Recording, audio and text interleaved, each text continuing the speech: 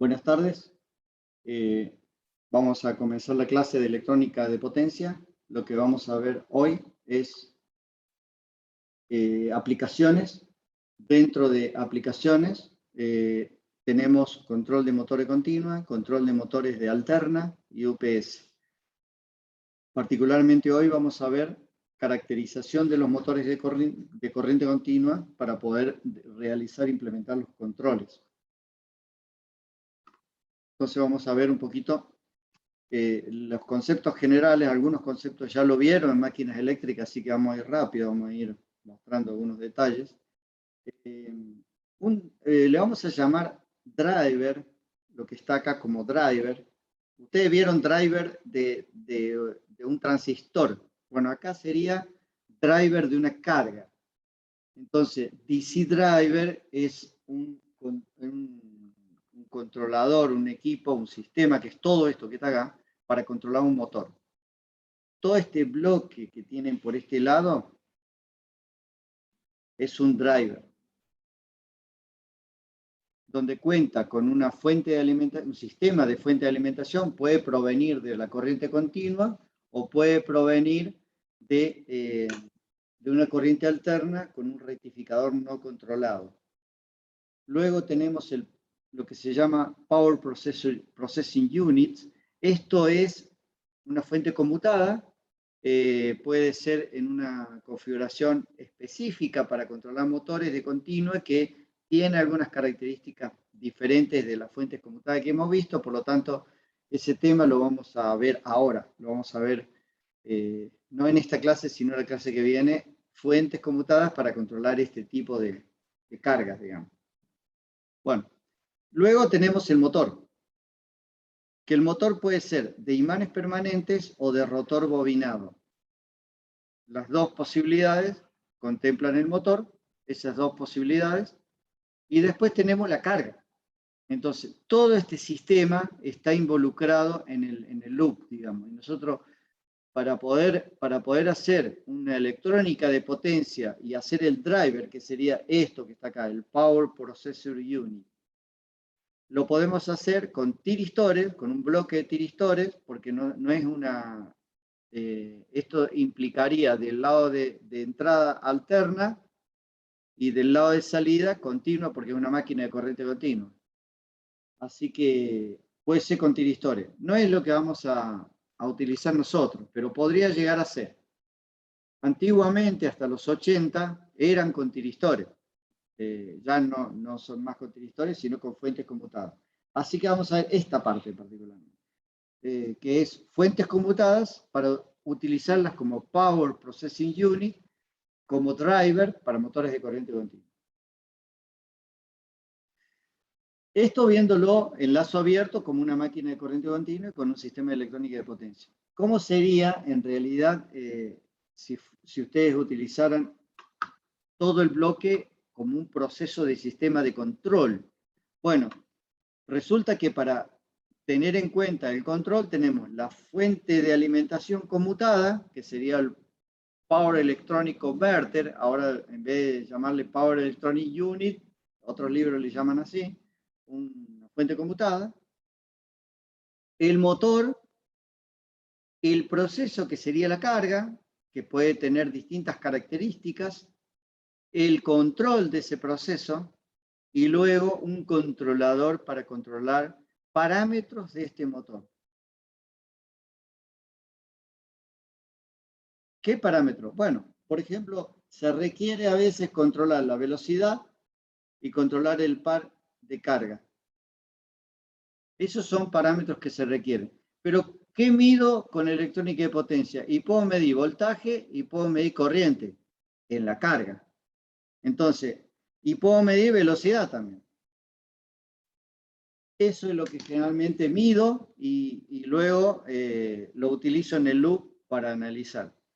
Variaciones del control de los parámetros pueden implicar variaciones en la electrónica de potencia del controlador. Es decir, puede que querer mejorar las características del controlador o del sistema de control implique aumentar considerablemente la corriente de los transistores o la energía de disipación de los transistores. Así que eso es un punto que tenemos que tener muy en cuenta a la hora de hacer un controlador.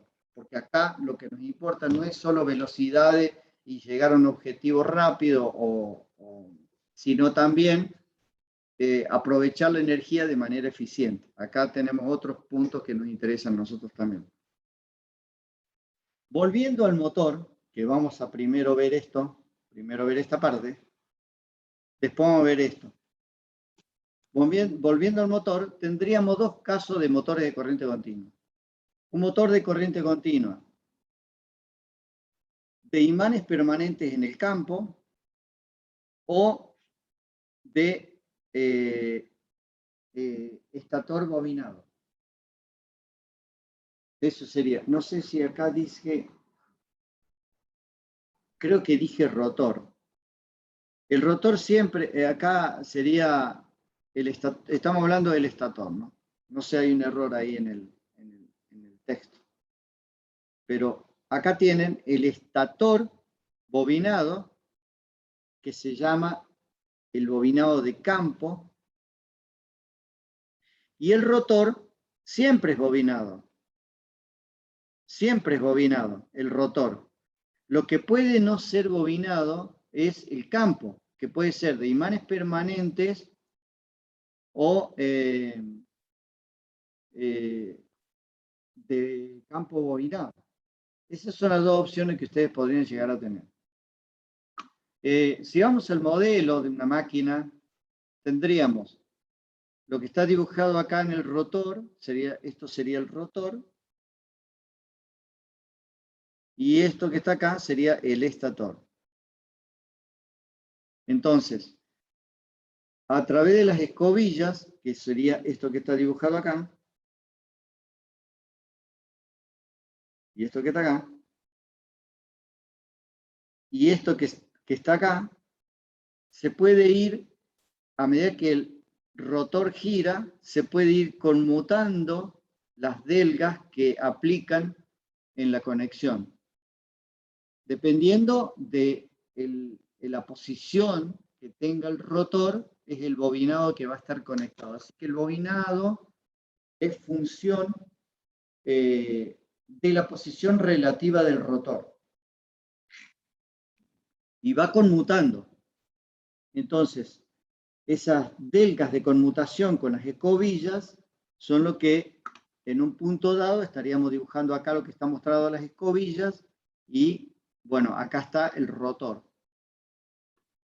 Del otro lado puede ser imanes permanentes o esto es el campo, que es el estator. El estator es el campo, que puede ser de imanes permanentes o de estator bobinado.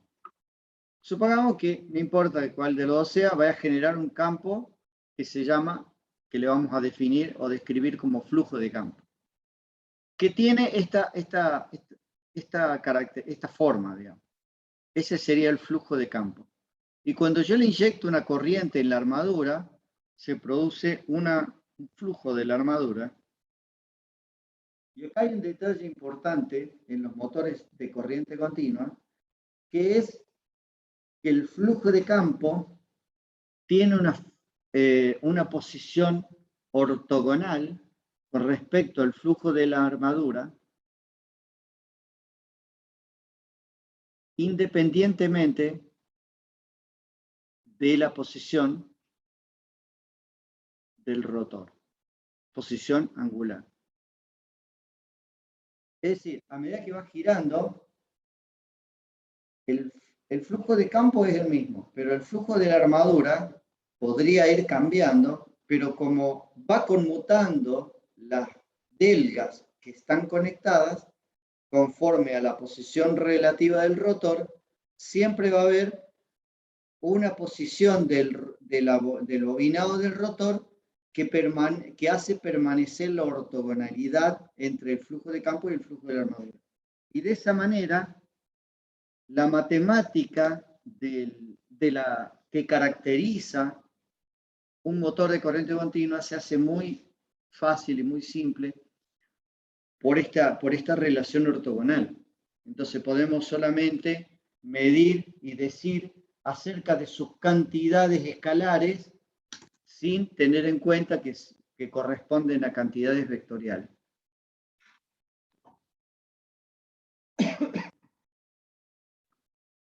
Bueno, acá tienen una opción que es cuando la corriente tiene un sentido, tenemos un flujo de la armadura en un sentido, y si invertimos la corriente, la hacemos negativa, tenemos un flujo inverso, digamos. Y el flujo de campo no cambia, porque el flujo de campo está caracterizado por el bobinado o por los imanes del campo.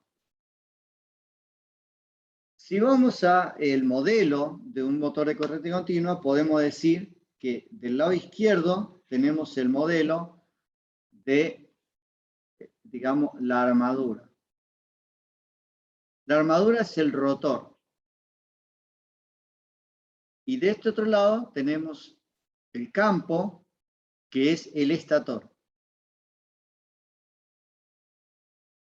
Que acá lo vamos a dibujar en el campo como si fuera bobinado, no con imanes permanentes.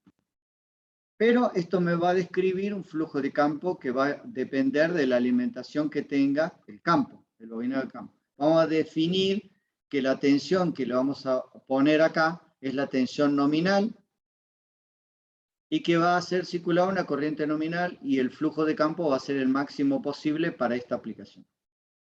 Y constante. Bien, del lado de la armadura tenemos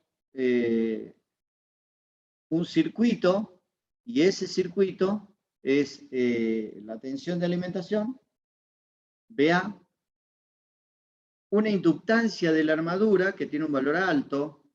La inductancia de la armadura, la resistencia de la armadura es las pérdidas que tenga esa inductancia. Y luego tenemos una fuerza contraelectromotriz. Esa fuerza contraelectromotriz depende de la velocidad, tiene una tensión positiva negativa, cuando acá es positiva o negativa, o sea, se contrarresta a la tensión de alimentación. Cuando más gire el motor, el valor de la fuerza contraelectromotriz tiene un valor mayor. Por lo tanto, esta corriente tendería a disminuir. Cuando el motor está detenido, no hay fuerza contraelectromotriz y el valor de la corriente es el máximo posible. Me faltó una. Bueno,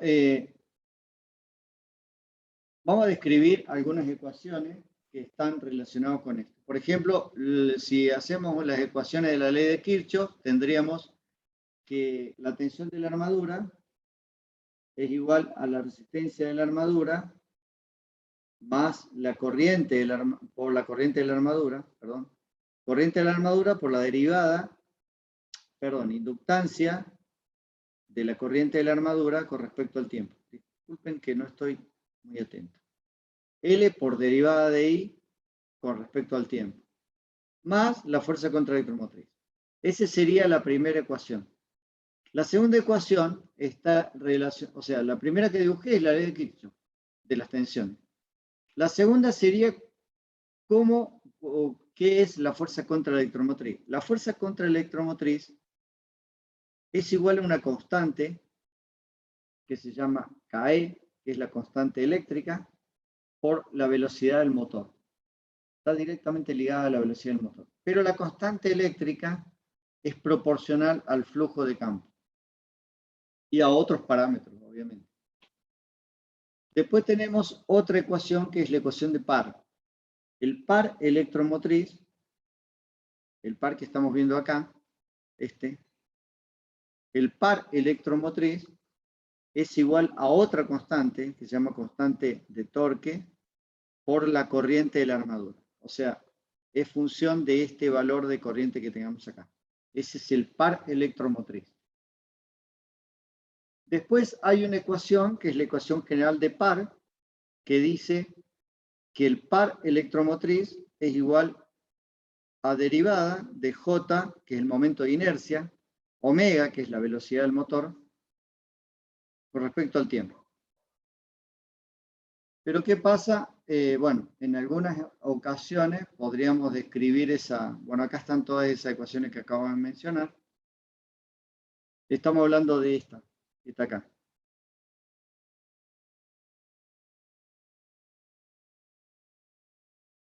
Esta sería el par de aceleración, que acá le llama TB, derivada de J omega con respecto al tiempo. Este sería el par de aceleración. Acá le llama TB. Además, el par electromotriz es igual al este TB, que es el par de aceleración, más el par de carga. Y un detalle interesante es que en estado estacionario,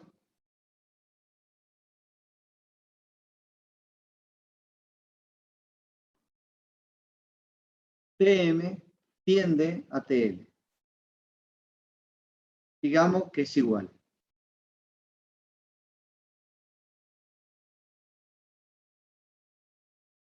Esto se puede describir como Jt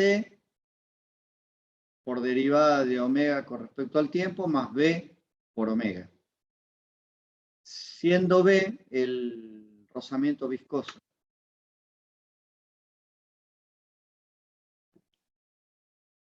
Bueno, acá tienen, esta es la ecuación general de par, que es una derivación de la ley de Newton. Y después tienen otra ecuación más, que es la ecuación de potencia. La potencia electromotriz se describe como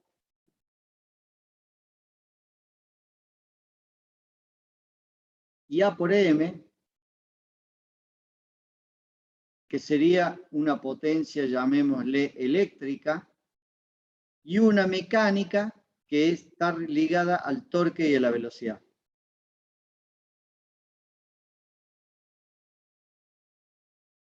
Que serían esas dos que están acá. Bueno, haciendo un arreglo de la primera de todas, o sea, llevando M para el lado izquierdo, me quedaría eso que están mostrando ahí.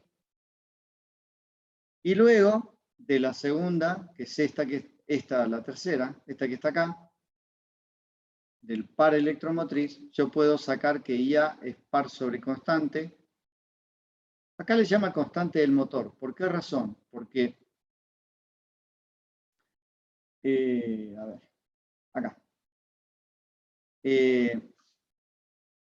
Si tomo la primera, sería IA por M, pero M es KE por omega. Y la segunda es torque, pero torque es KT por omega, por IA. Si lo multiplico por omega, entonces acá se lleva flap con este con este, y me queda que KE es igual a KT. Pero determinadas unidades, si utilizamos determinadas unidades, eso va a ser posible. Entonces, en muchas ocasiones, a las K sub I le llamamos CM directamente, constante del motor. Se van a encontrar por eso en muchos libros directamente CM. Bueno, ahí tienen que IA es torque sobre CM, y también de la ley de Newton generalizada podemos describir esta ecuación si tomamos que el rozamiento viscoso es aproximadamente 0 o es muy bajo.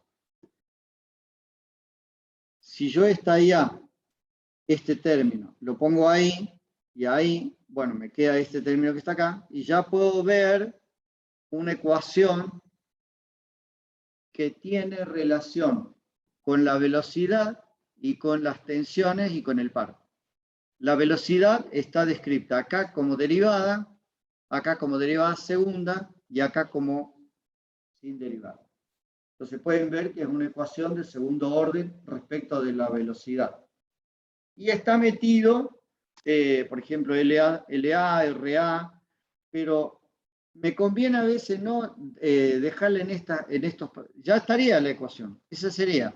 O sea, una ecuación que yo la puedo arreglar, ordenar mejor, y me va a quedar una derivada segunda de la velocidad, una derivada primera y una velocidad, y ya tengo una ecuación diferencial de segundo orden que caracteriza el motor de corriente continua. Y ahí está. Pero ¿qué pasa? Me conviene a veces ponerla en términos de parámetros medibles. Los parámetros medibles son las constantes del motor. Y las constantes son las constantes de tiempo eléctrica y las constantes de tiempo mecánica. Entonces, vamos a hacer un poquito de arreglo de esta ecuación y, por ejemplo, la vuelvo a escribir esa que le escribí arriba. Lo único que hago es dividir todo por RA. Tanto el primer miembro como el segundo miembro. Acá van a ver que desaparece RA, me queda 1 sobre CM por TM, pero acá me queda LA sobre RA. Pero LA sobre RA es constante de tiempo eléctrica. Entonces van a ver que ya está acá como constante de tiempo eléctrica. Bueno, y queda este término y se define como constante de tiempo eléctrica LA sobre RA. El motor tiene dos constantes de tiempo eléctrica. La constante de tiempo eléctrica de la armadura y la constante de tiempo eléctrica de, digamos, el bobinado del estator. La del bobinado del estator no la vamos a considerar porque siempre está alimentada con una tensión fija. No estamos variando, no estamos dando variaciones como para tenerla en cuenta. Pero vamos a ver después que sí la podríamos variar. Si la podemos variar, bueno, tendríamos que tener en cuenta ese LF sobre RF, que sería del campo, del bobinado de campo o del estator. Y esa constante de tiempo sería TEF y este sería TEA. Si no es así, siempre cuando digamos constante de tiempo eléctrica nos estamos refiriendo a la armadura. Se describe B nominal cuando alimentamos el motor con el valor nominal, que es el máximo posible. Así que el nominal es el máximo. Y también, si tenemos en cuenta, podríamos describir que es la constante del motor por B0, por omega 0, perdón, siendo omega 0 la velocidad nominal. También podemos describir esta ecuación, que es el torque máximo posible, que se llama torque de cortocircuito. ¿Cuándo se da? Cuando tenemos corriente máxima. ¿Cuándo tenemos corriente máxima? Bueno, cuando el motor está detenido y le doy alimentación, o cuando lo freno a tal punto que el motor se detiene o se jala. Y ahí mido el valor del torque para esa situación y lo suelto, obviamente, no lo dejo. Es una medición rápida. Teniendo en cuenta la primera, la vuelvo a escribir acá arriba, y bueno, multiplicando ambos términos por este término, lo acomodo un poco, ¿para qué? Para sacar un poco estos términos y dejarlo en términos medibles. De nuevo, voy a describir la constante de tiempo mecánica. La constante de tiempo eléctrica era LA sobre RA, y la constante de tiempo mecánica, vamos a encontrar dos constantes de tiempo mecánica. La constante de tiempo mecánica, si el motor no tiene carga y no tiene una inercia en la carga, entonces esa constante de tiempo le vamos a llamar, digamos, TM. Bueno, acá no las diferencias, ¿no? TM1, vamos a decir, y acá TM2. No las diferencias, perdón que no las diferencias.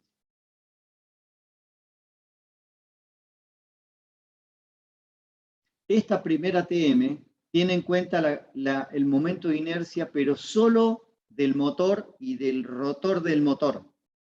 Entonces, cuando uno mira el datasheet de un motor y si estuviera el dato de la constante de tiempo mecánica, obviamente se está refiriendo a la constante de tiempo mecánica del motor, porque no sabe qué carga le vamos a poner, así que no puede dar datos que no tiene, pero sí los datos del motor.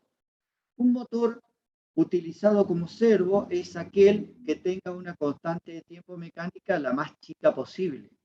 ¿Y cómo se logra un motor que tenga una inercia muy baja de motor solo? Y con un motor alargado, ya voy a mostrar unas fotos, motor alargado y de diámetro muy reducido, cosa que tenga poca inercia. Bien. Entonces, pero el momento de inercia del motor la velocidad nominal y el par máximo, ese es la constante de tiempo mecánica. Pero no es ese el factor que se utiliza para describir la constante de tiempo mecánica, sino este segundo término, que es JM-RA sobre constante del motor al cuadrado. Este término es el que se utiliza generalmente para describir la constante de tiempo mecánica, y como yo tengo RA y CM al cuadrado, entonces, como tengo en todos lados RA y CM al cuadrado, bueno, va a ser muy fácil simplemente acá acomodar un poquito los términos y describirlo en términos de constante de tiempo mecánica. Y es eso lo que se hace. Ahora, ¿qué es este otro término? Bueno, si yo dispongo de la carga, y la carga va a ser siempre la misma, entonces podría describir al motor como un bloque junto con la carga y describir un momento de inercia total en donde tenga en cuenta la carga, y ahí me va a dar una constante de tiempo mecánica de motor y carga. En ese caso me va a dar un valor que supuestamente sería mayor, porque el momento de inercia va a ser mayor, así que es directamente proporcional, y ahí tendríamos un momento de inercia de motor y carga. El que normalmente vamos a describir es este, el momento de inercia del motor solo. Cuando hago un bloque de sistema de control, me interesa este en realidad, no me interesa este. Pero siempre y cuando la carga sea conocida y sea siempre la misma. Si yo voy a cambiar la carga, tendría que hacer un sistema de control para, teniendo en cuenta estos detalles de la mínimo momento de inercia posible y el máximo, y cómo se funciona o funciona mi sistema de control para distintas variaciones de carga, viendo los extremos, el mejor de los casos y el peor. Bueno, entonces esta ecuación de arriba la reacomodo como está acá abajo y me va a quedar en términos de constante de tiempo mecánica. Y bueno, ajustándola un poquito mejor, me queda como está ahí, y si la reordeno, este término cuadrático lo pongo acá, este término lo pongo acá, y además lo normalizo, porque yo puedo normalizarlo omega respecto de omega 0, BA respecto de B0 y torque respecto de su torque nominal. Y bueno, y así me queda algo más estándar, que es esta ecuación que está acá. Esta ecuación es la ecuación que sería el modelo dinámico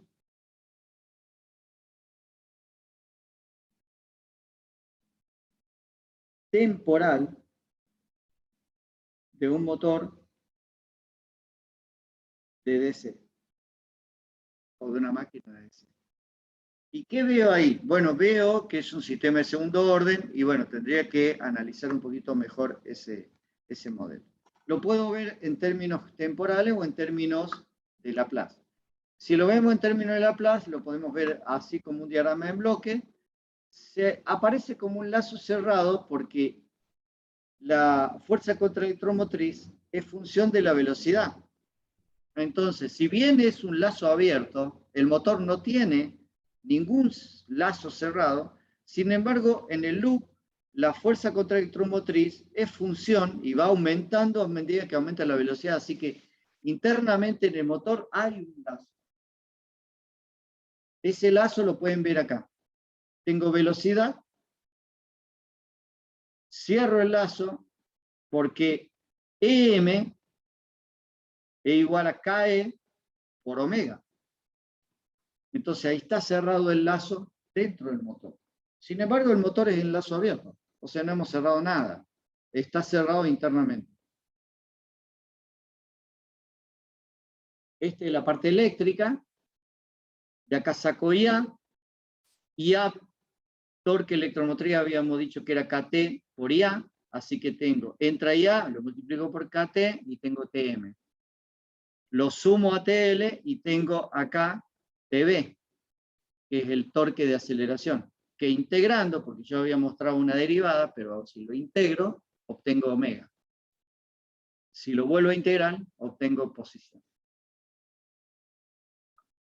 Si analizo esto en términos, como está en los libros de control, en el cubo, en el OGATA, puedo hacer lo siguiente. Disculpen, se me fue puedo analizar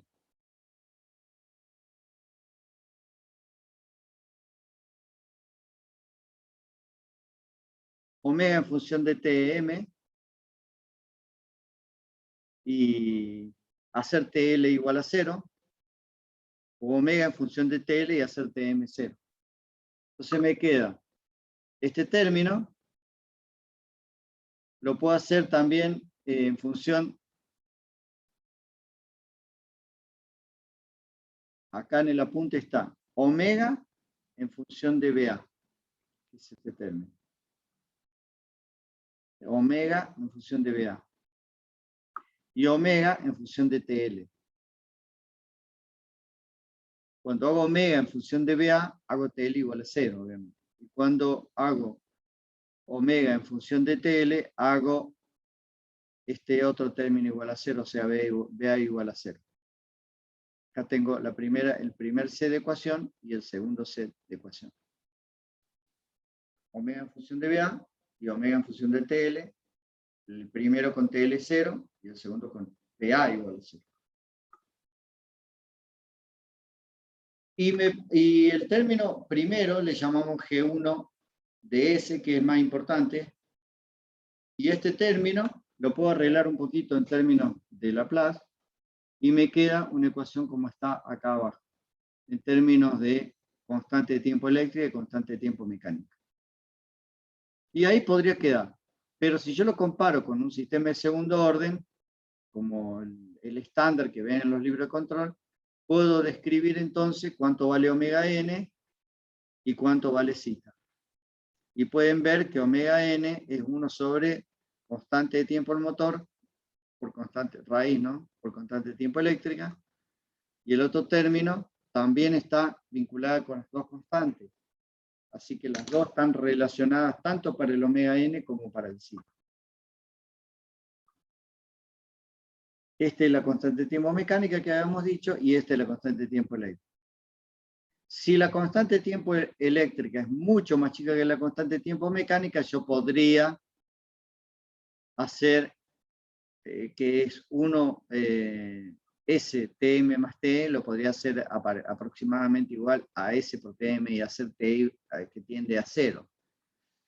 La relación que suele haber entre la constante de tiempo eléctrica y la mecánica es 10, pero a veces ese término puede, no sé, no llegar a ser suficientemente, como dice ahí, muy chico, muy menor T que Tm. 10 veces, por ahí, no es suficiente. Pero bueno, dado ese caso, podría simplificarlo en esta ecuación. Y esta ecuación lo que me dice es lo siguiente. Si yo hago un escalón de alimentación de tensión, puedo determinar el valor. Esta figurita, esta la saqué de un libro, pero después le voy a mostrar una simulación que está mejor que esta. En realidad sería así. Yo aplico un escalón de tensión al motor y quiero ver cómo se comporta la corriente. La corriente se va a comportar,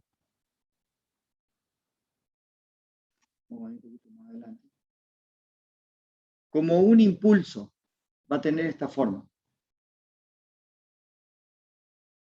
Y va a tender hacia lo que tenga que tender. Por ejemplo, dependiendo, esto es corriente, ¿no? ¿Corriente de qué? De la armadura. Y esto es tiempo. Puede tender a 0 si el motor no tiene carga. O puede tender a la corriente requerida para la carga. ¿Y dónde saca esa ecuación? Y sale de la ecuación de par generalizado, que decía que el torque electromotriz es igual al torque de aceleración más el torque de carga, y el torque de aceleración era J derivada de omega con respecto al tiempo, más B por omega. Vamos a despreciar B, entonces me quedaría esa ecuación que está ahí. ¿Qué pasa? Cuando estamos en estado estacionario, o sea, después que terminó el impulso de arranque y llegó a su velocidad nominal, la derivada se hace 0. Entonces Tm es igual a TL. Y como Tm es igual a Kt por IA, entonces la corriente no puede ser cero si hay un torque de carga. Ahora, si no tiene carga, esto va a ser cero. Y si tiene carga, va a tender al valor de la carga. Y eso es lo que vamos a ver en las simulaciones.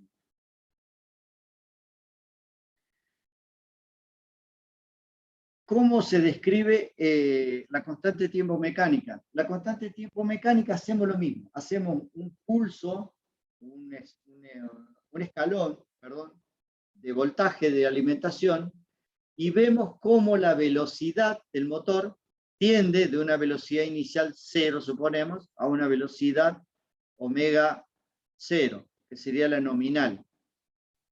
Esta es un omega 1, pero es igual a 0. Omega inicial sería, omega I, inicial. Empieza de 0 y termina una omega nominal. El tiempo que tarda en llegar esa velocidad del motor a su velocidad nominal, el valor tau medido, es el constante de tiempo mecánico. Y eso se puede medir.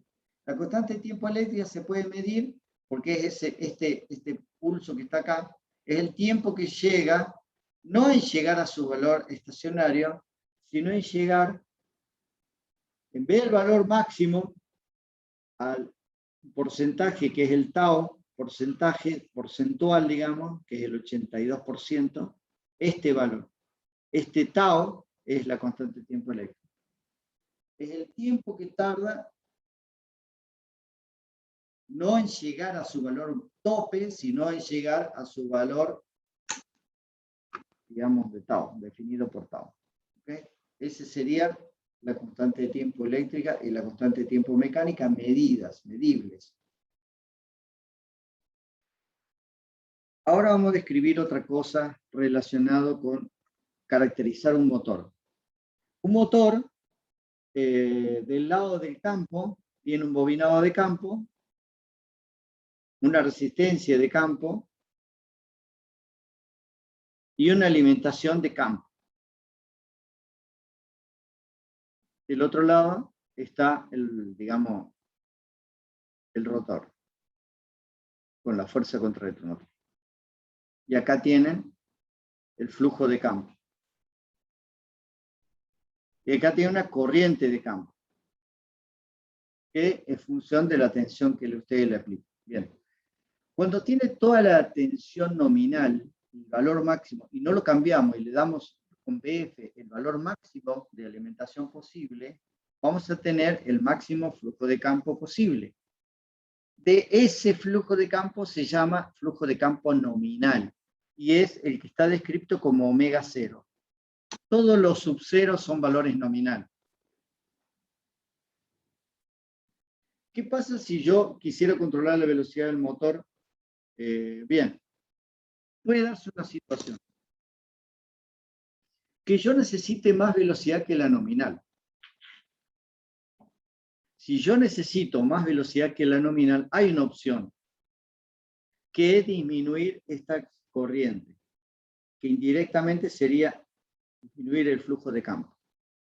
¿Cómo se ve acá? Se ve en esta ecuación, la velocidad del motor es 1 sobre KE, esta es sacada de la ecuación de Kirchhoff, ¿no? En donde me daba, yo simplificaba, digamos, la ecuación, vamos para atrás, es esta, ¿no? Esta que está acá. De esta ecuación, nada más que a IA le pongo esta ecuación puesta en lugar de IA. La derivada, obviamente, la hago igual a 0 porque estamos en estado estacionario.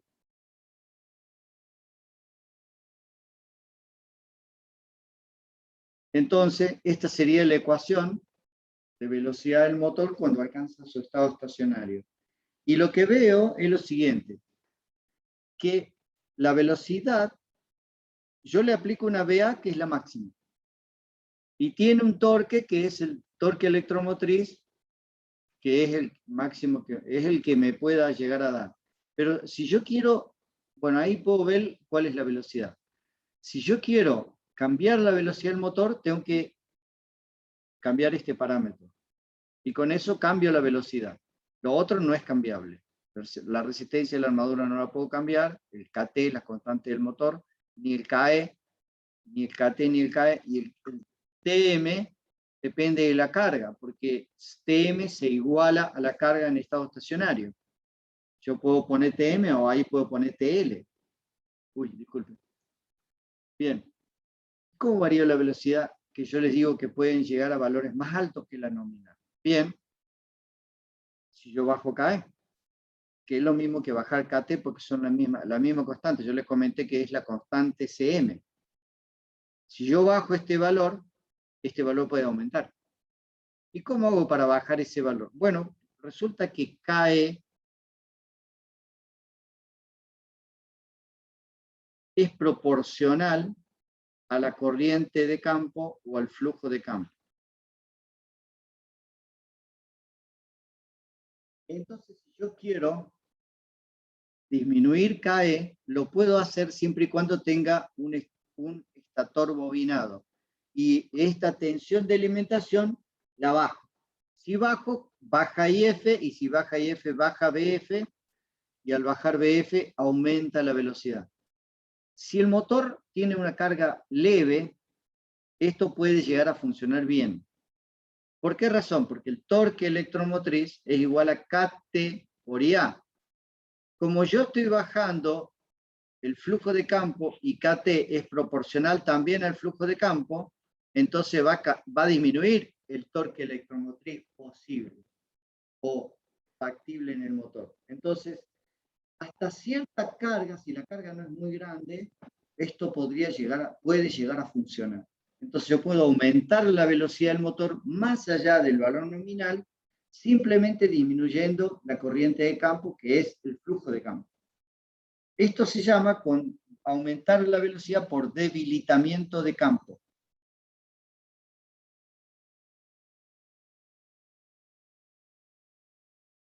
Entonces voy a tener un valor factor B, que le vamos a llamar B, que es el flujo actual, que lo he reducido obviamente, sobre el flujo nominal.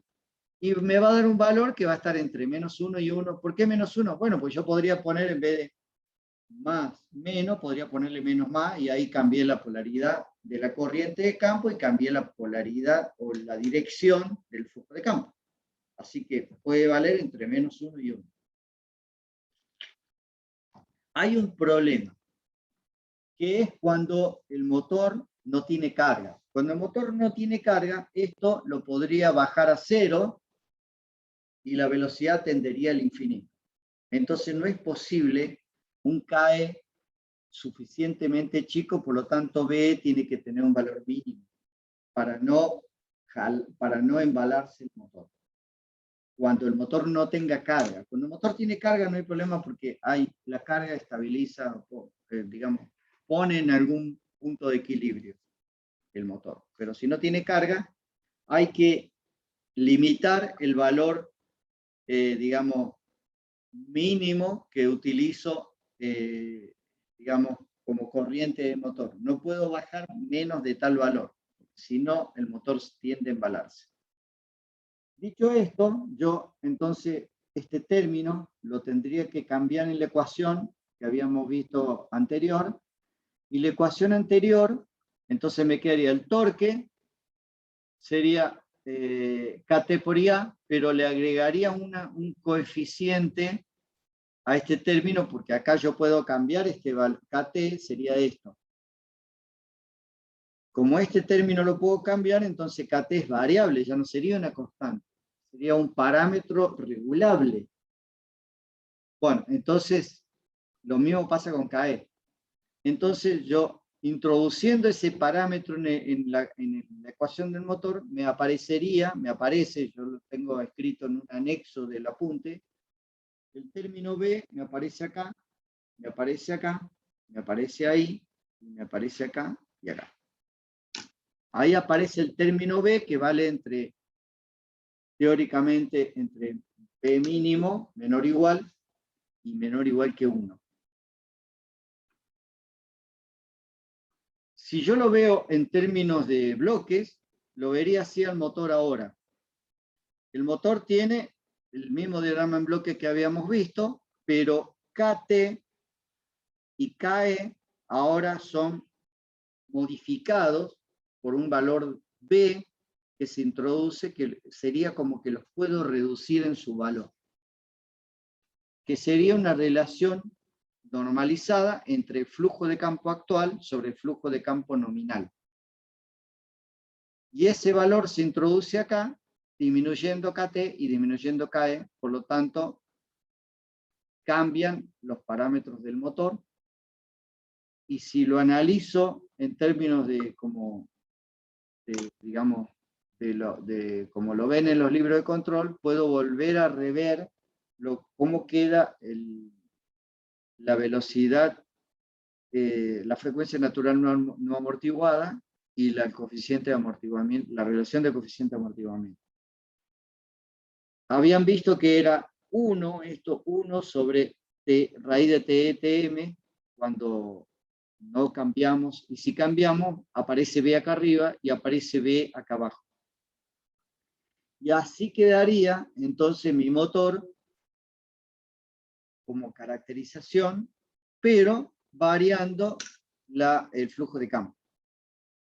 Si lo veo viéndolo en lugar de las raíces, lo vería de la siguiente manera.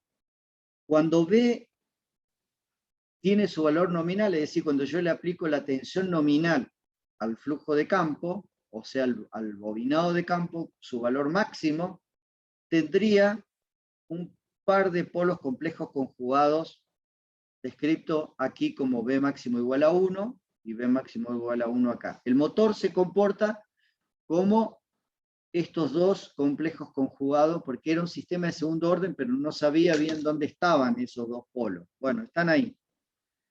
Pero, ¿qué pasa si yo empiezo a bajar el flujo de campo? Si yo bajo el flujo de campo, entonces este valor tenderían al valor mínimo, y este valor se va para allá, y este valor se va para allá. El de abajo se va para allá. Entonces me quedan como dos polos, pero ya no complejos conjugados, sino un polo adelante y un polo dominante. Ese es el motor, viéndolo, digamos, en términos de un sistema, digamos, viéndolo en polos y ceros. No tiene cero, tiene un par de polos complejos conjugados. Pero podrían convertirse en dos polos, puesto uno acá y otro acá, si bajo el flujo de campo. Y ese es cero, o sea, estoy cambiando la forma, y lo veo acá. Cambio omega n y zeta, cambia su comportamiento dinámico si yo cambio, aparte de cambiar la velocidad. No es solo que cambia la velocidad, puedo aumentar la velocidad por encima de su valor nominal, sino también cambia el modelo, la caracterización y la forma en que se comporta el motor. Vamos a analizar a partir de ahora el modelo estacionario. El modelo estacionario parte del modelo del motor generalizado, dinámico, y en estado estacionario la derivada de omega, primera y segunda, y la derivada de torque, primera, tienden a cero. Así que este término lo tacho, este lo tacho, este lo tacho, y me queda solamente este término que está acá como modelo estacionario de una máquina de corriente continua. Que la puedo acomodar de esta forma, o la puedo acomodar de esta forma, pero es siempre lo mismo que está ahí. Lo pongo de un lado o del otro. A esta ecuación final la puedo describir en términos. Pongo en este eje omega, velocidad del motor respecto de su valor nominal, entonces me va a quedar 0 y 1, menos 1, y respecto de su torque nominal. Entonces me va a quedar de este lado y de este lado. Como lo divido por un valor muy alto, porque no es torque nominal, es torque de cortocircuito, es un valor muy alto. Entonces, en general, por eso no alcanza a ser 1, sino 0,5 o un valor más chico a veces, dependiendo. Hay otros modelos que lo dividen respecto de su torque nominal, entonces me va a dar 1 acá. Y de este lado tengo estas curvas, que son las curvas que se dan cuando cambio la velocidad del motor. Cambiar la velocidad del motor implica, o sea, el parámetro que utilizo para cambiar la velocidad del motor es cambiar la tensión de alimentación. La tensión de la armadura. ¿Respecto de qué? De su valor nominal, por eso está puesto normalizado acá. Entonces, la tensión de la armadura es lo que me cambia la velocidad del motor. Pero, ¿qué pasa? Cambia la velocidad, yo la puedo cambiar de esta curva a esta curva, a esta curva, a esta curva, y ahí está dibujada este otro salto, digamos, está dibujada por saltos. Bien, yo puedo cambiar la velocidad del motor, pero fíjense que no es. ¿Cuál es la curva ideal? La curva ideal en realidad sería, disculpen, la curva ideal, esperen que quería borrar esas franjas del que está ahí. Bien, la curva ideal sería esta. ¿Qué significa esa curva? Que yo puedo cambiar la velocidad del motor independientemente del par de carga, cosa que no es cierto. Es decir, yo puedo cambiar la velocidad, sí, pero si cambia el par de carga, y algo va a cambiar la velocidad, porque no es completamente independiente. Por eso la curva tiene una pendiente. Debido a esa pendiente que tiene la curva, es que no es independiente completamente, no es una variable completamente independiente, la velocidad con la tensión de alimentación de la armadura. A partir de la segunda ley de Kirchhoff, yo puedo reacomodar las ecuaciones y me queda esta ecuación que es lo que mostré recién en el término de variación del flujo de campo. Y reacomodándola también me puede quedar así. Bueno, acá está puesto muy exagerado, digamos. Pero pueden ver que también esta variación del par respecto de la velocidad es este parámetro, y ahí pueden ver que esa curva que está acá es esta curva que está acá. En realidad sería, acá está omega y torque, y acá está omega arriba y torque a la derecha. O sea, esta curva ideal que está acá sería esta que está acá. Es por la forma en que está descrito dónde están los ejes, nada más. ¿Ok? Pero son una curva parecida, son curvas parecidas. La otra es hecha a partir de otro set de ecuaciones, pero llego a lo mismo. Es algo más sencillo, pero llego exactamente a la misma que esta que está acá. Conclusión. Para variar el par electromotriz en un motor de corriente continua, yo tengo dos opciones. Cambiar la corriente de la armadura, porque el par electromotriz es KT por IA. Entonces, cambiando IA, cambio la corriente de la armadura. Pero KT es proporcional al flujo de campo. Entonces, yo, cambiando el otro parámetro que está acá, que es este, también puedo cambiar el par.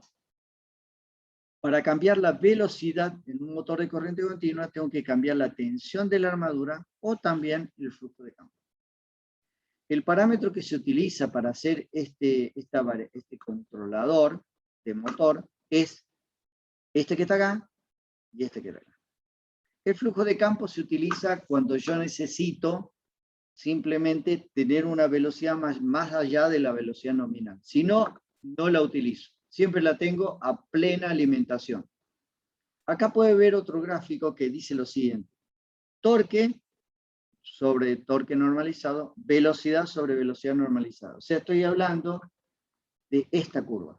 Es esta curva. Y lo que he hecho acá es ver los extremos. Es decir, la curva clásica sería esta que está acá.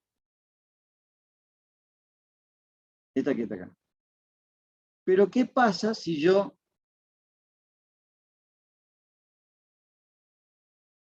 empiezo a disminuir B? Si yo empiezo a disminuir, esto es con B1.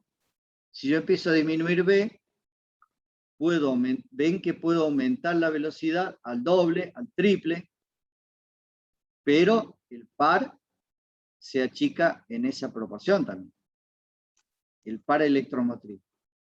Después voy a comentar qué significa esto del par electromotriz. ¿Qué significa? Porque si estamos diciendo que el par electromotriz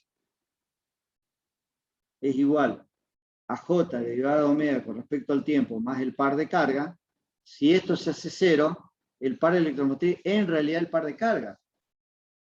Pero ¿cómo decimos acá que el par puede disminuir? Lo que pasa es que el par electromotriz en un motor es como un par disponible, que se iguala al par de carga siempre y cuando esté disponible. Si yo el par de carga se achica mucho el valor disponible y el par de carga requerido es más grande que el que tengo disponible, y bueno, no voy a poder soportar ese par de carga. Eso es lo que está significando esta ecuación, que debería tener al menos tanto par disponible como par requerido por la carga. Cuanto más par tenga disponible, ¿puedo tener el doble de par disponible que la carga? Sí, ¿y qué problema hay? Ninguno. Al contrario, debería siempre tener mucho más par potencial que el par de carga. Al final de cuentas, el par electromotriz se iguala con el par de carga, pero porque es la potencia disponible que tengo en el motor, es la relación disponible.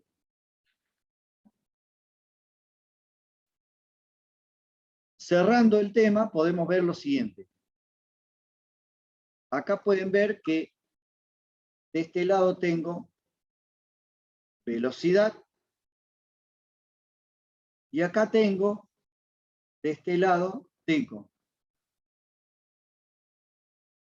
en el eje rojo tengo tensión de alimentación. Quiere decir que yo podría variar la velocidad del motor, como está normalizado acá, entonces entre 0 y 1, y entre 0 y menos 1, cambiando la tensión de la armadura, puedo cambiar la tensión, la velocidad del motor, hasta el valor nominal. Pasado el valor nominal, ¿puedo aumentar la velocidad? Sí. Pero el flujo de campo tiene que ir cayendo. O sea, B va siendo menor que 1. Y el torque electromotriz como posibilidad también va a ir cayendo en esa proporción. Esta parte se llama de rango de control por debilitamiento de campo. Esto es cuando yo necesito más velocidad que la nominal a costa de perder par disponible. Y lo mismo pasa con valores negativos. Dentro de su valor nominal, el flujo de campo siempre va a ser el máximo posible, porque eso me va a asegurar el máximo torque, porque el torque electromotriz es igual a KT por IA, pero KT es proporcional al flujo de campo, y el valor que voy a tener como KT es siempre y cuando este valor sea el máximo. Si no, ese valor se va a ir achicando.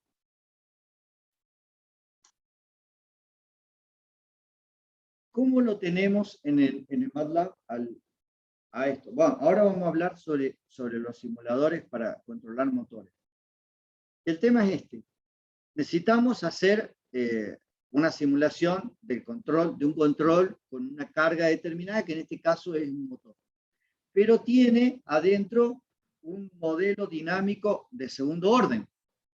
¿Cómo lo hago en el SPICE, por ejemplo? Bueno, tendría que poner ecuaciones matemáticas que representen el modelo de un motor, en donde tengan que entrar características del motor, parámetros del motor, que son las constantes de tiempo eléctrico y las constantes de tiempo mecánica, o la resistencia de la armadura, la resistencia de campo, la inductancia de la armadura, el momento de inercia y todos esos parámetros que al final de cuentas serían los parámetros del motor. Bueno, en el MATLAB o en el Simulink del MATLAB tengo ya la caracterización del motor con la ecuación ya escrita. Entonces, esa es la ventaja de utilizar el MATLAB en lugar de otros simuladores, porque ya lo tengo. Lo único que tengo que hacer es cargar los datos del motor. ¿Y cómo se ven en el simulador? Bueno, yo tengo el simulador, por ejemplo, MATLAB. Voy a entrar en el MATLAB.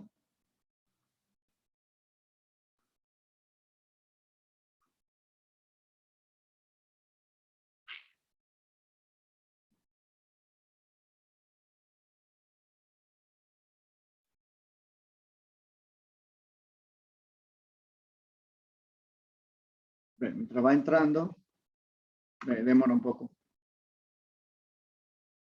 Bueno, si yo hago clic, toco acá y hago clic de la derecha en el simulador, tengo que ver Si yo hago doble clic, me va a aparecer esto, en donde yo tengo que entrar los datos.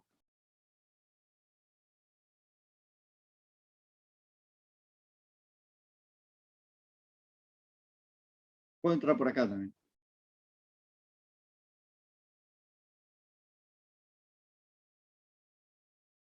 Bueno, está medio lenteja la cosa. Sigamos.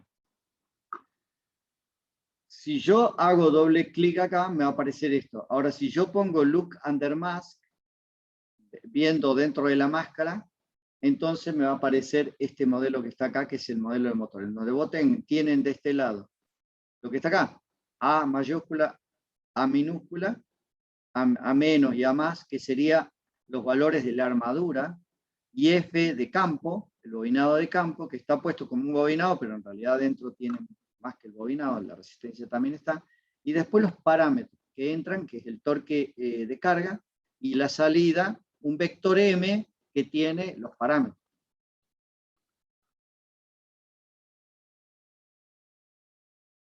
Bien, vamos a buscar un...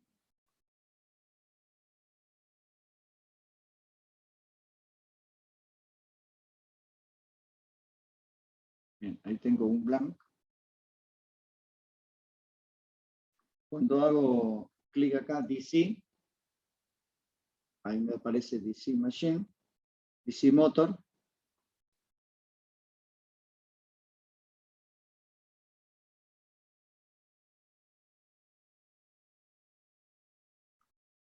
Esperen que no me gustó este motor.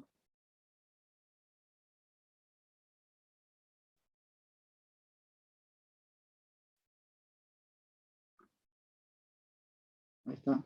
Bueno, si yo hago doble clic, me aparecen los parámetros que tengo que cargar.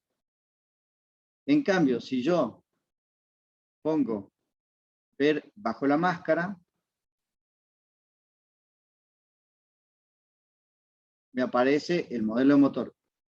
¿Y qué tengo acá? Bueno, la entrada de alimentación positiva y negativa de la armadura, en donde tiene un lector de la corriente, después tiene la resistencia de la armadura, la inductancia de la armadura, la fuerza contraelectromotriz con la suma, y después un modelo que me va a sacar la fuerza contraelectromotriz, pero la fuerza contraelectromotriz se caracteriza porque es velocidad y constante eléctrica, pero la constante eléctrica está relacionada con el flujo de campo, y el flujo de campo es un parámetro que tiene que ver con la corriente de la armadura. Entonces, de este lado está la armadura, la resistencia y la inductancia de la armadura, y entran acá como IF.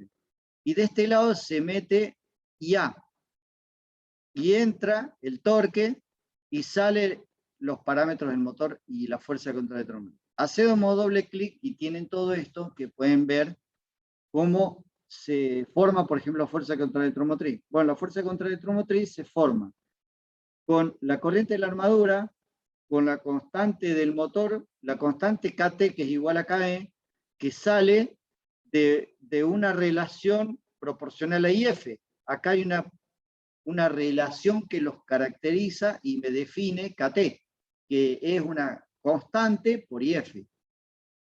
Entra acá y sale torque electromotriz. ¿Por qué? Porque el torque electromotriz es KT por IA. Y eso se suma acá y se entra en un loop, que es el loop de, esto es una integral, que del otro lado nosotros lo veíamos como derivada, pero acá estaría una integral, y de este lado sale omega.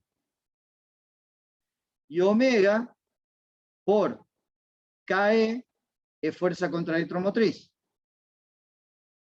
Y después acá tenemos un vector M, en donde tenemos omega, IA, IF, torque electromotriz y una constante A, que sería la que saca de acá. Y eso sería todo lo que ven ahí. Bueno, lo perdí.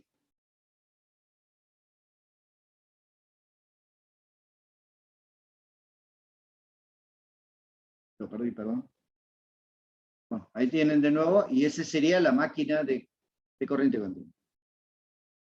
Volviendo acá, entonces tendrían ese modelo, y ahí tienen cómo es todo el modelo, y acá está la ecuación, que sería esto que está acá.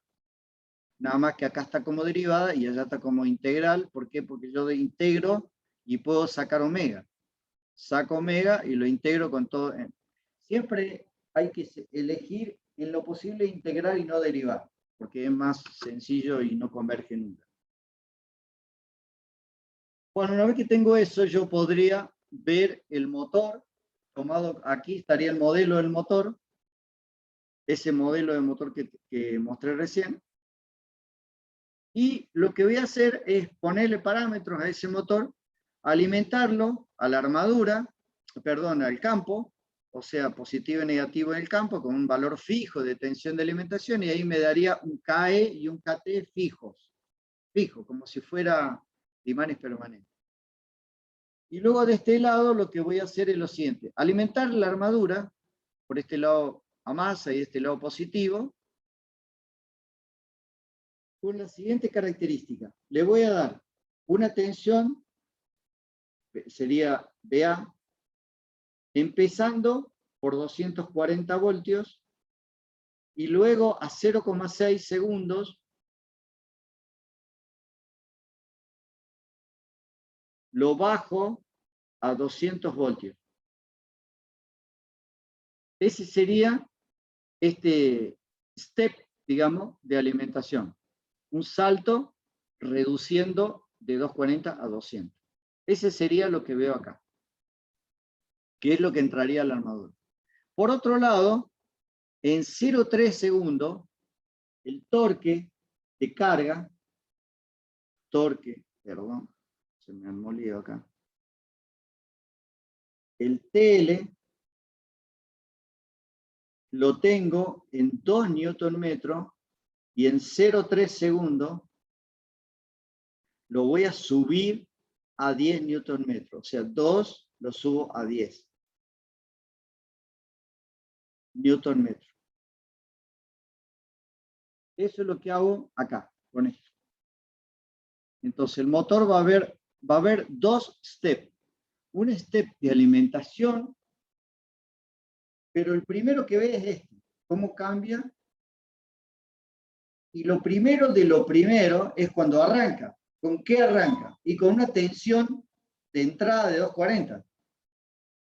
Lo que sigue, que ve como perturbación, es en 0,3 segundos, de 2 cambia a 10 Nm la carga, y luego en 0,6 bajo la tensión. Y eso es lo que voy a ver acá en la simulación. Vamos a ir a la simulación. Entonces vamos a buscar esa simulación. Vamos a ver si la encuentro.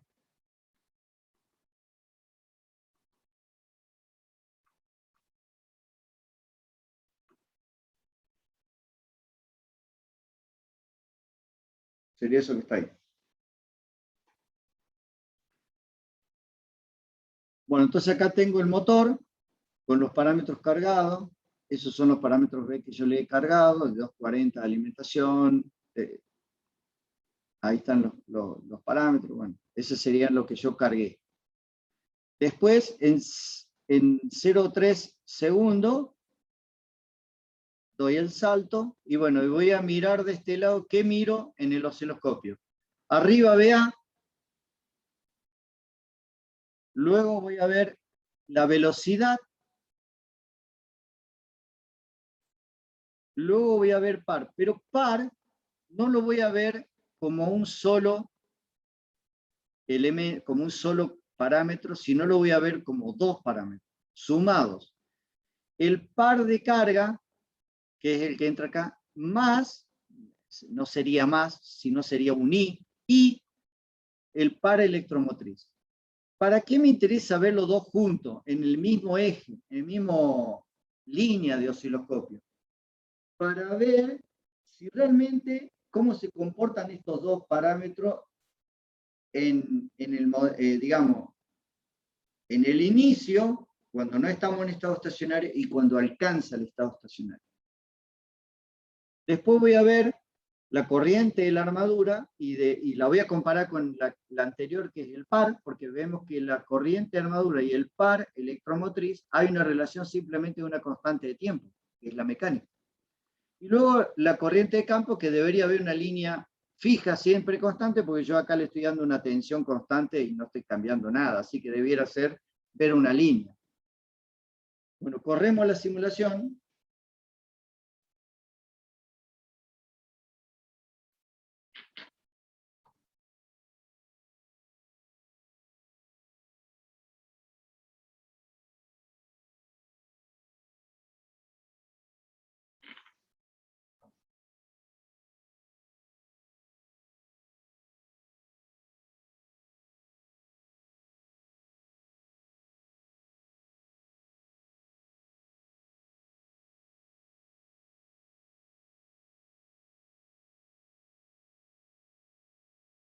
Bueno, y ahí veo todo lo que necesito ver. Vamos a ver, vamos por partes, dijo Jack. Bueno, primero, arriba, tensión de alimentación. Vea que en 0,6 baja de 240 a 200. La que sigue, velocidad del motor. Tiene un crecimiento de velocidad hasta llegar a su valor estacionario, o sea, la derivada acá es 0, y luego baja la velocidad porque le di un step de par de carga. Vamos al par. Después sigamos con la velocidad. Vamos al par. El que está en celeste es el par electromotriz y el que está en amarillo es el par de carga, que tiene, al estar en el mismo eje, bueno, no tiene un valor. Fíjense el valor tan alto que alcanza el par electromotriz. Sin embargo, el par de carga es 2 Nm. Fíjense que llega a 70 Nm más o menos. A 70 cuando el requerido inicial es 2. Y después, fíjense acá, tienden a ser el mismo, excepto acá. Bueno, ¿por qué no igualan exactamente? Bueno, porque acá el rozamiento no está puesto como 0. Entonces va a haber un valor de una diferencia pequeña porque no, el rozamiento en el simulador no se puso 0. Es por eso que no van a ser exactamente iguales, pero tienden a ser iguales con un offset, y ese offset sería lo que está descrito como el rozamiento. Ahí lo pueden ver, esa diferencia que está ahí. Cuando aplicamos un step en la carga, fíjense lo que hace el par electromotriz. Tiende a levantarse hasta de nuevo se vuelve a acomodar en un valor de nuevo un poquito mayor. Fíjense, el mismo valor que era mayor allá vuelve a ser mayor. Se vuelve a subir hasta que lo acomoda y se queda estacionario con un offset que es el rozamiento. Y la velocidad bajó. ¿Por qué bajó? Porque la curva de par velocidad no es independiente del par, tiene una dependencia. Entonces, si aumento el requerimiento de par de carga, la velocidad va a bajar. Pero el par electromotriz siempre se va a igualar al par de carga, aún viendo que esto es un lazo abierto. Acá no hay un lazo cerrado. Lo que no se puede igualar es la velocidad, obviamente. La velocidad no vuelve a restablecerse. Bajó y bajó. Y quedó ahí. Ahora, si yo bajo, acá ven, fíjense que la tensión de alimentación ahora la bajo. En 0,6 segundos ya se estacionó de nuevo, pero yo bajo la tensión para ver qué pasa. Y la velocidad vuelve a bajar, porque bajé la tensión de alimentación. Pero también baja el par de aceleración, que es el que está acá. El par de carga no cambia, el par de carga es el mismo. Baja el par de aceleración y se vuelve a restablecer manteniendo de nuevo el mismo offset que tenía antes. Este offset que tenía acá lo vuelvo a restablecer. O sea, la perturbación aparece, pero se restablece. Tarda una constante de tiempo, un tiempo determinado, que es ese que están viendo ahí. Ahora vamos a constantes de tiempo. Primero, constante de tiempo eléctrica. La constante de tiempo eléctrica la habíamos descrito como el tiempo que tarda en llegar a su valor nominal, a su valor máximo la corriente. Fíjense que la corriente, en azul es la corriente. La corriente, acá está puesto como torque, pero acá abajo es corriente, es lo mismo. Fíjense que esta forma es igual, la de amarillo igual que la azul. La corriente, fíjense que alcanzó a 80 amperes. Y acá, como es una relación directa, bueno, acá también casi 80 newton metros. Pero bueno, vamos a la corriente. La corriente, fíjense que alcanzó a 70 amperes. Y la máxima requerida para el máximo par de carga, en este caso, fíjense, no supera 20 amperes. Quiere decir que estoy desaprovechando los transistores porque estoy exigiéndolo en el arranque a 70 amperes, cuando lo máximo que voy a necesitar en la mayoría de los casos va a ser no más de 20 amperes. Eso es un detalle a tener en cuenta para después analizarlo con más profundidad esto. Pero vamos a la constante de tiempo eléctrico. La constante de tiempo eléctrica, entonces, el tiempo que tarda la corriente en alcanzar su valor máximo cuando lo arrancamos en este escalón. O sea, estamos viendo ahí que, fíjense, acá esta escala es 100 milisegundos. Bueno, esto sería alrededor de 10 milisegundos la constante de tiempo eléctrico. La constante de tiempo mecánica, el tiempo que tarda en alcanzar la velocidad a su valor nominal o su valor estacionario. El valor estacionario lo alcanza más o menos por acá, pero como el tau es por acá, entonces, o sea, el 80 y algo %, entonces estamos hablando de 100 milisegundos en la constante de tiempo mecánica.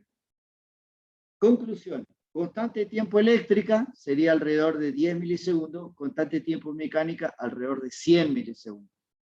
Y ahí estarían las dos constantes de tiempo y yo podría poner eso digamos, en el modelo del motor si no conociera los parámetros del motor. Sin embargo, yo en el ejercicio que estamos, puse los datos de los parámetros del motor porque yo escribí los datos del motor que están acá, que son estos que están acá. Así que los parámetros están. Pero yo podría comparar esos parámetros con lo que estoy observando en la simulación.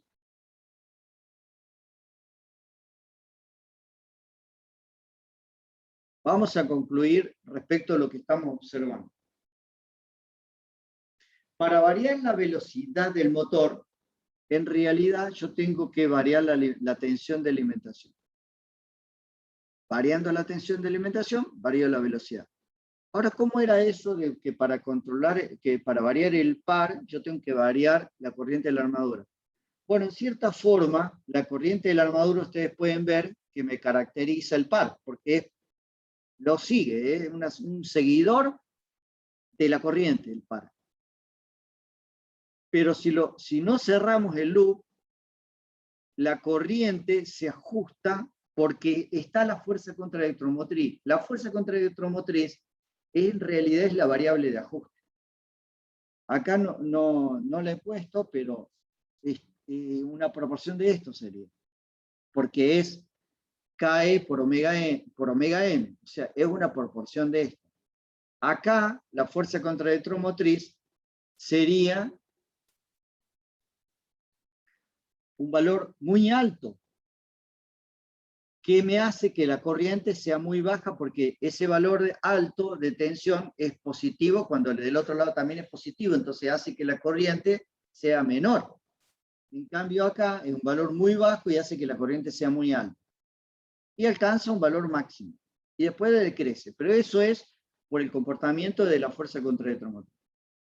Si cambia el par de carga, la velocidad cambia y el par electromotriz se vuelve a ajustar. Fíjense, ¿por qué se puede ajustar sin problema? Porque yo tengo esta disponibilidad de par de carga. O sea, tengo un montón de par de carga, de par disponible. Tengo 70 newton metros para manejarme. Ahora, también tengo 70 amperes circulando. Entonces, yo podría recortarlo, por ejemplo, a esto, en 50 amperes, y voy a llegar acá, voy a tener un diente de sierra acá recortado, o un recorte acá, supongan, en 50 newton metros, que sería el par disponible, pero porque yo ya sé que la carga nunca va a superar, supongan, 40 newton metros. Entonces yo no tendría que sobreexigir los transistores en el inicio a llevarlos a 70 amperes cuando yo podría llevarlos a 50 amperes. Entonces lo recorto acá. Puede demorarse un poquito más acá. La constante de tiempo podría demorarse un poquito más la mecánica, pero bueno, es poquito lo que podría demorarse y a cambio puedo poner transistores más chicos. No tendría que poner transistores de 80 amperes, sino podría poner transistores de 60 amperes. Y aparte, esto es energía o sea, corriente que está circulando, o sea, por los transistores. Es energía que en cierta forma está pasando por ahí. Así que es potencia que estoy disipando. Así que yo podría reducirlo si yo reduzco o controlo un poquito esta circulación de corriente. Así que el control del motor en lazo abierto, estamos hablando de lazo abierto, sería algo como tener en cuenta un poquito, digamos, los parámetros de este motor. Y lo que alcanzamos a ver ahora, que vamos a ir cerrando con esto, es que podemos caracterizar el motor y ver qué parámetros tengo que cambiar para cambiar las características del motor. Par, electromotriz o velocidad del motor. El par no deja de estar ligado con la corriente y la velocidad la puedo cambiar, sí, cambiando la tensión de alimentación. Yo ahí vi que bajé la tensión de alimentación, bajo la velocidad. Así que yo puedo controlar la velocidad. ¿Me baja el par? Sí, pero después se acomoda. O sea, tiene una constante y se acomoda. ¿Puedo mejorar este comportamiento? Sí, pero tengo que cerrar el lazo. Puedo hacer lo que esto sea más rápido. Que este alcance de nuevo, que el par de carga, que el par electromotriz alcance más rápido el par de carga, lo puedo lograr, pero bueno, habrá circulación de corriente mayor, ¿no? Pero puedo mejorar esta dinámica. Lo mismo que puedo limitar la máxima corriente, pero ya tengo que hacer un control. Ya así como está simplemente con una llave de cerrar y abrir nada más, bueno, no. Tengo que hacer un control, un método, un controlador.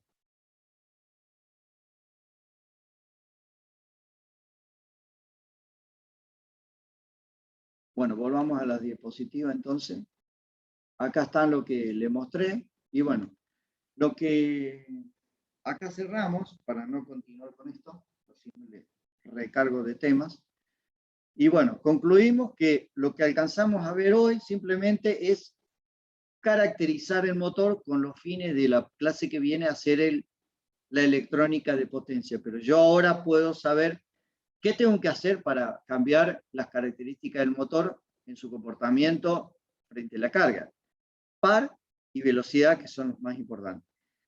Manteniendo corrientes de los transistores digamos, dentro de ciertos parámetros de control. Bueno, ¿preguntas?